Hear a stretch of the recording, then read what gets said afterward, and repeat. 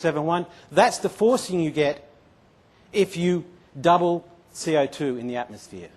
Okay? And that's why he gets the fact his calculation has 0.43 degrees of warming, and the IPCC thinks it's going to be more like 3.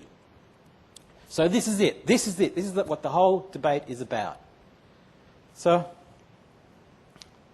since this calculation is so simple, there's an obvious question that I ask myself, and hopefully you're asking yourselves, why haven't the climate scientists noticed this? I mean, does Lord Monckton think they're fools? Well, the only conclusion you can come to is that they were deliberately avoiding the very clear implication of Dr. Pinker's paper.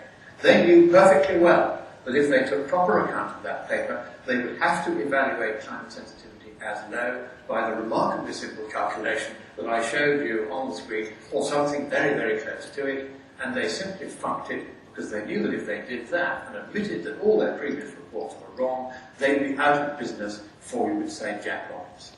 No, so he doesn't think they're fools, he thinks they're frauds. They're all doing it just for the money, which is a pretty extraordinary claim because, well, there's lots of scientists. Are they all in on it?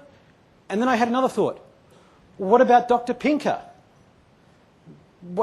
Why hasn't Dr. Pinker spoken up and said, you haven't represented my work fairly? Well, now, this paper was written in 2005 by a satellite nerd named Pinker. He is wholly unconcerned with the global warming debate. It's as though he lives on another planet. He lives for verifying whether satellites are doing their job. That's what Pinker is all about. So the answer is, Pinker's just not interested in that question. Doesn't care.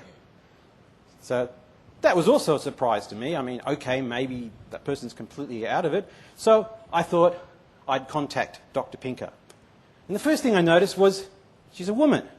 And I asked her, well, who's right, IPCC or